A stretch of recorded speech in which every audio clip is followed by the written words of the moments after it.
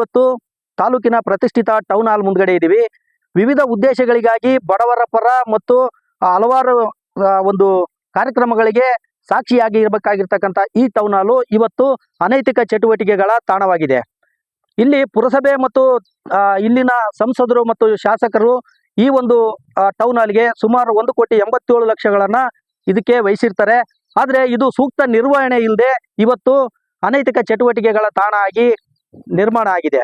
ಇದಕ್ಕೆ ಹೊಣೆ ಯಾರು ಅನ್ನುವಂಥ ಒಂದು ಪ್ರಶ್ನೆ ಸಾರ್ವಜನಿಕರಲ್ಲಿ ಮೂಡಿ ಬರ್ತಾ ಇದೆ. ಇಲ್ಲಿ ನಾನು ನಿಮಗೆ ತೋರಿಸುವಂತ ಪ್ರಯತ್ನ ಮಾಡ್ತೀನಿ. ಸುಮಾರು 1,87,00,000 ರೂಪಾಯಿಗಳನ್ನ ವ್ಯಯಿಸಿ ಇಲ್ಲಿ ಒಂದು ಈ ಟೌನ್ ಹಾಲ್ ಅನ್ನ ನಿರ್ಮಾಣ ಮಾಡಿರ್ತಾರೆ. ಆದ್ರೆ ಇಲ್ಲಿನ ಕಿಡಿಗೇಡಿಗಳು ಇದನ್ನ ಕುಡಿತ ಮತ್ತು ಜೂಜಾಟಕ್ಕೆ ಈ ಒಂದು ಟೌನ್ ಹಾಲ್ ಅನ್ನ ಉಪಯೋಗಿಸ್ಕೊಳ್ತಾ ಇರ್ತಕ್ಕಂಥದ್ದು ದುರ್ದೈವವೇ ಸರಿ. ಆದ್ರೆ ಎಲ್ಲೋ ಒಂದ್ ಕಡೆ ಇಲ್ಲೇ ಪಕ್ಕದಲ್ಲೇ ಇರ್ತಕ್ಕಂಥ ಸರ್ಕಾರಿ ಪ್ರೌಢಶಾಲೆ ಇರ್ಬೋದು ಅಥವಾ ಐಟೆ ಕಾಲೇಜ್ ಇರ್ಬೋದು, ಇಲ್ಲಿನ ಮಕ್ಕಳು ಇಲ್ಲಿ ಬಂದು ಓದುವಂತ ಮತ್ತು ಹಲವಾರು ಅವರಿಗೆ ರೆಸ್ಟ್ ಕೊಡುವಂತ ಒಂದು ತಾಣ ಆಗಿ ಈ ಒಂದು ಟೌನ್ ಹಾಲ್ ನಿರ್ಮಾಣ ಆಗಿದೆ. ಆದ್ರೆ ಎಲ್ಲೋ ಒಂದ್ ಕಡೆ ಸ್ಥಳೀಯರ ಒಂದು ಆಕ್ರೋಶ ಏನು ಅಂದ್ರೆ ಇಲ್ಲಿ ಹಲವಾರು ಕೋಟಿಗಳನ್ನ ಇಲ್ಲಿ ವ್ಯಯಿಸಿ ನಿರ್ಮಾಣ ಆಗಿರ್ತಕ್ಕಂಥ ಈ ಒಂದು ದೊಡ್ಡ ಮಟ್ಟದ ಬೃಹತ್ ಮಟ್ಟದ ಒಂದು ಟೌನ್ ಹಾಲು ಎಲ್ಲೋ ಒಂದ್ ಕಡೆ ಸಾರ್ವಜನಿಕರಿಗೆ ಉಪಯೋಗ ಆಗದೇ ಇರುವಂತ ಪರಿಸ್ಥಿತಿ ನಿರ್ಮಾಣ ಆಗಿದೆ. ಇದಕ್ಕೆ ಹೊಣೆ ಯಾರು ಅನ್ನುವಂತ ಪ್ರಶ್ನೆ ಸಾರ್ವಜನಿಕರಲ್ಲಿ ಮೂಡಿ ಬರ್ತಾ ಇದೆ. ನಾನು ನಿಮಗೆ ತೋರಿಸ್ತಾ ಇದ್ದೀನಿ, ಅಲ್ಲಿ ಒಂದು ಎಲೆಕ್ಟ್ರಿಕಲ್ ಬೋರ್ಡ್ ಇದೆ. ಆ ಬೋರ್ಡ್ ಅಲ್ಲಿ ಪವರ್ ಇದೆ, ಆದ್ರೆ ಅದರ ಉಳಿದ ಭಾಗಗಳು ಎಲ್ಲ ಕಳ್ತನ ಆಗಿದೆ. ಹಾಗೆ ಮುಂದೆ ತೋರಿಸ್ತಾ ಇದ್ದೀನಿ, ಡೋರ್ಗಳಿದಾವೆ, ಎಲ್ಲ ಮುರಿದೋಗಿದಾವೆ. ಇದಕ್ಕೆಲ್ಲ ಕಿಡಿಗೇಡಿಗಳ ಉಪಟಳವೇ ನೇರವಾದ ಕಾರಣ. ಹಾಗೂ ಪುರಸಭೆ ಮತ್ತು PWD ಇಲಾಖೆ ಇದನ್ನ ಸೂಕ್ತವಾಗಿ ನಿರ್ವಹಣೆ ಮಾಡದೇ ಇರೋದು ಕೂಡ ಎಲ್ಲೋ ಒಂದ್ ಕಡೆ ಈ ಒಂದು ಅವ್ಯವಸ್ಥೆಗೆ ಕಾರಣ ಆಗಿದೆ ಅಂತ ಹೇಳ್ಬಿಟ್ಟು ಇಲ್ಲಿನ ಸಾರ್ವಜನಿಕರು ಅಭಿಪ್ರಾಯ ಪಡ್ತಾ ಇದ್ದಾರೆ. ಇನ್ನಾದರೂ ಪುರಸಭೆ ಮತ್ತು ಇದಕ್ಕೆ ಸಂಬಂಧಪಟ್ಟ ಅಧಿಕಾರಿಗಳು, ಶಾಸಕರು ಮತ್ತು ಸಂಸದರು ನಿರ್ಮಾಣ ಮಾಡಿರ್ತಕ್ಕಂಥ ಈ ಒಂದು ಬೃಹತ್ ಮಟ್ಟದ ಕಾಮಗಾರಿ ಅಥವಾ ಬೃಹತ್ ಮಟ್ಟದ ಈ ಒಂದು ಟೌನ್ ಹಾಲ್ ಅನ್ನ ಸೂಕ್ತ ನಿರ್ವಹಣೆ ಮಾಡುವುದರ ಮೂಲಕ ಬಡವರ, ಬಲ್ಲಿದರ, ನಿರ್ಗತಿಕರ ಪರವಾಗಿ ಕಾರ್ಯಕ್ರಮಗಳನ್ನ ರೂಪಿಸುವಲ್ಲಿ ಸಂಸ್ತರ ಅಂತ ಹೇಳ್ಬಿಟ್ಟು ಕಾದ್ ನೋಡ್ಬೇಕಾಗಿದೆ. ಬರೋಬ್ಬರಿ 1.87 ಕೋಟಿ ರೂಪಾಯಿ ವೆಚ್ಚದಲ್ಲಿ ನಿರ್ಮಿಸಲ್ಪಟ್ಟ ಟೌನ್ ಹಾಲ್ ಇಂದು ಅಕ್ರಮ ಚಟುವಟಿಕೆಗಳ ಅಡ್ಡವಾಗಿ ಪರಿಣಮಿಸಿರುವುದು ಪಟ್ಟಣದ ಜನರಲ್ಲಿ ಆಕ್ರೋಶ ಮೂಡಿಸಿದೆ. 2021 ಮಾರ್ಚ್ 1ರಂದು ಶಾಸಕ ತುಕಾರಾಂ ಅವರಿಂದ ಟೌನ್ ಹಾಲ್ ಉದ್ಘಾಟನೆ ನಡೆದಿತ್ತು. ಶಾಸಕರ KRDB ಅನುದಾನದಲ್ಲಿ ನಿರ್ಮಿಸಲ್ಪಟ್ಟ ಈ ಕಟ್ಟಡವನ್ನ ಪುರಸಭೆಗೆ ಹಸ್ತಾಂತರಿಸಲಾಗಿದ್ದು, ಮದುವೆ ಹಾಗೂ ವಿವಿಧ ಕಾರ್ಯಕ್ರಮಗಳಿಗೆ ಬಾಡಿಗೆಯಾಗಿ ನೀಡಲು ವ್ಯವಸ್ಥೆ ಮಾಡಲಾಗಿತ್ತು. ಆದರೆ ಕಳೆದ 4 ವರ್ಷಗಳಲ್ಲಿ ಕೇವಲ 10-12 ಕಾರ್ಯಕ್ರಮಗಳು ಮಾತ್ರ ನಡೆದಿವೆ. ಸರ್, ತಮ್ಮ ಹೆಸರು ಹೇಳಿ ಸರ್. ಮೈಸೂರು ಕೊಟ್ರೇಷನ್. ತಾವೇನಿದ್ರಿ ಸರ್ ಇಲಾಖೆ ಒಳಗೆ? AW assistant executive. ತಾವು ಇಲ್ಲಿ ಬಂದು ಎಷ್ಟು ದಿನ ಆಯಿತು ಸರ್? 1/6 ಇಲ್ಲಿ ಬಂದೆ, 1/6/2020. ಈಗ ಸಂಡೂರು ಕಪ್ಪಲಕುಂಟೆ ರಸ್ತೆಯಲ್ಲಿ ಟೌನ್ ಹಾಲ್ ಅಂತಿದೆ. ಅದು ಅವ್ಯವಸ್ಥೆ ಏನಾಗಿದೆ ಅಂತ ಹೇಳಿದ್ರೆ, ಡೋರ್ಗಳು ಎಲ್ಲ ಮುರಿದೋಗಿದೆ, ಸ್ವಿಚ್ ಬೋರ್ಡ್ ಎಲ್ಲ ಮುರಿದೋಗಿದೆ, ಆಮೇಲೆ ಬೀರ್ ಬಾಟ್ಲುಗಳೆಲ್ಲ ಇದ್ದಾವೆ. ಇದ್ರ ನಿರ್ವಹಣೆ ಮಾಡೋ ಜವಾಬ್ದಾರಿ ಯಾರು ಸರ್? ಇದು ಮುನ್ಸಿಪಾಲ್ಟಿ. ಆ್ಯಕ್ಚುಲಿ 2017-18 KRDB ಯೋಜನೆಯಲ್ಲಿ ನಮ್ಮ ಇಲಾಖೆಯಿಂದ ಕಟ್ಸಿತ್ತು. ಅವರಿಗೆ ಹಸ್ತಾಂತರ ಮಾಡಿದ್ವಿ. ಆ್ಯಕ್ಚುಲಿ ಅವರೇ ಮೇಂಟೈನ್ ಮಾಡಬೇಕು. ಹಾಂ, ಹಸ್ತಾಂತರ ಮಾಡಿಬಿಟ್ಟಿದ್ದೀರಿ ಅಧಿಕೃತವಾಗಿ? ಹಸ್ತಾಂತರ ಆಯಿತು. ಅದು ಆದಮೇಲೆ ಯಾವುದು ನಿಮ್ಮ ವ್ಯಾಪ್ತಿಗೇನು ಬರೋದಿಲ್ಲ? ಪಟ್ಟಣದ ಹೊರವಲಯದಲ್ಲಿ ಇರುವ ಕಾರಣ ಕಟ್ಟಡ ಸರಿಯಾದ ರೀತಿಯಲ್ಲಿ ಉಪಯೋಗವಾಗದೆ ಖಾಲಿ ನಿಂತಿದೆ. ಇದರಿಂದಾಗಿ ರಾತ್ರಿ ವೇಳೆ ಮದ್ಯಪಾನಿಗಳು ಪಾರ್ಟಿ ಮಾಡುವ ತಾಣವಾಗಿದ್ದು, ಕಟ್ಟಡದ ಒಳಗೆ ಮದ್ಯದ ಬಾಟಲಿಗಳು ಬಿದ್ದಿರುವುದು ದೃಶ್ಯವಾಗುತ್ತದೆ.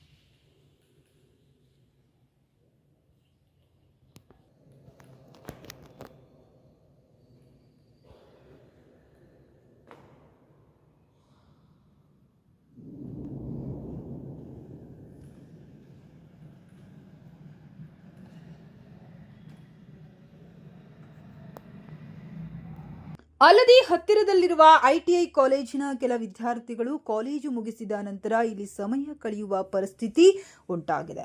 ಟೌನ್ ಹಾಲ್ನ ಬಾಗಿಲುಗಳು ಹಾಳಾಗಿದ್ದು ಕಟ್ಟಡ ನಿರ್ಲಕ್ಷ್ಯದಿಂದ ಹಾನಿಗೊಳಗಾಗುತ್ತಿದೆ. ಮೂಲ ಉದ್ದೇಶವೇ ವಿಫಲವಾಗಿ ಸಾರ್ವಜನಿಕ ಹಣ ವ್ಯರ್ಥವಾಗುತ್ತಿರುವಂತೆ ಚಿತ್ರಣ ಮೂಡಿಸಿದೆ. ಪುರಸಭೆಯ ಮುಖ್ಯಾಧಿಕಾರಿ ಪ್ರತಿಕ್ರಿಯಿಸಿ, ನಾನು ಅಧಿಕಾರ ವಹಿಸಿಕೊಂಡು ತಿಂಗಳಷ್ಟೇ ಆಗಿದೆ. ಶೀಘ್ರದಲ್ಲಿ ಕಟ್ಟಡಕ್ಕೆ ಭೇಟಿ ನೀಡಿ ಸಿಸಿಟಿವಿ ಅಳವಡಿಕೆ, ಕಾಂಪೌಂಡ್ ಗೋಡೆ ನಿರ್ಮಾಣ ಮತ್ತು ಸೂಕ್ತ ನಿರ್ವಹಣೆಯ ಕ್ರಮ ಕೈಗೊಳ್ಳಲಾಗುವುದು. ಉತ್ತಮ ಕಟ್ಟಡ ಹಾಳಾಗದಂತೆ ಕಾಳಜಿ ವಹಿಸುತ್ತೇವೆ ಎಂದು ಹೇಳಿದರು. ಸರ್, ಈ ಸಂಡೂರಲ್ಲಿ ಇರ್ತಕ್ಕಂಥ ಟೌನ್ ಹಾಲ್ ಬಗ್ಗೆ ತಮಗೆ ಮಾಹಿತಿ ಇದೆ ಸರ್? ಮಾಹಿತಿ ಇದೆ. ಲಾಸ್ಟ್ ಟೈಮ್ ನಾನು ಟೌನ್ ಹಾಲ್ ವಿಸಿಟು ಮಾಡಿದ್ದೀನಿ. ಒಂದು 10 days ಹಿಂದೆ ವಿಸಿಟ್ ಮಾಡಿದ್ದೆ. ಅಲ್ಲಿ ಸ್ವಲ್ಪ ಏನು ನಿರ್ವಹಣೆ ಇಲ್ಲ ಅಂತೇಳಿ ಇದಾಗಿದೆ. ಒಂದು ಆ್ಯಕ್ಷನ್ ಪ್ಲಾನಲ್ಲೂ ಕೂಡ ಒಂದು 40 lakh ಇವಾಗ ಹಣ ಕಾಯ್ದಿರಿಸಿದ್ದೀವಿ. ಮೇನ್ ಏನಾಗಿದೆ, ಅಲ್ಲಿ CCTV ಕವರೇಜ್ ಇಲ್ಲ, ಫುಟೇಜ್ ಕವರೇಜ್ ಇಲ್ಲ, ಮತ್ತು ಕಾಂಪೌಂಡ್ ಇಲ್ಲ. ಈಗ ಫಸ್ಟ್ ಕಾಂಪೌಂಡ್ ಒಂದು ಇದನ್ನು ಮಾಡಿ ಸ್ವಲ್ಪ CCTV ಇದನ್ನು ಕೂಡ ಇನ್ಸ್ಟಾಲ್ ಮಾಡಿಸ್ತೀವಿ. ಮಾಡಿಸಿ ಸ್ವಲ್ಪ ಪೊಲೀಸವ್ರಿಗೆ ಬೀಟ್ ವ್ಯವಸ್ಥೆ ಮಾಡಲಿಕ್ಕೆ ಒಂದು ಲೆಟ್ರ್ ಕೂಡ ಆಲ್ರೆಡಿ ರೆಡಿ ಮಾಡಿಸ್ತಾ ಇದ್ದೀನಿ ಇವತ್ತು. ಇದು ಅಲ್ಲಿ ಬಾಗಿಲು ಮುರಿದೋಗಿದೆ, ಆಮೇಲೆ ಸ್ವಿಚ್ ಬೋರ್ಡ್ ಎಲ್ಲ ನಿರ್ವಹಣೆ ಇದಾಗಿದೆ. ಅದೇನಾಗಿದೆ, ಅಲ್ಲಿ ಊರು ಹೊರಗಿರೋದ್ರಿಂದ ಸ್ವಲ್ಪ ಏನಂತಾರೆ, ಈ ಜನಗಳು ಬೇರೆ ಬೇರೆ ರೀತಿಯಲ್ಲಿ ಅದನ್ನು ಇದಾಗ್ತಾ ಇದೆ.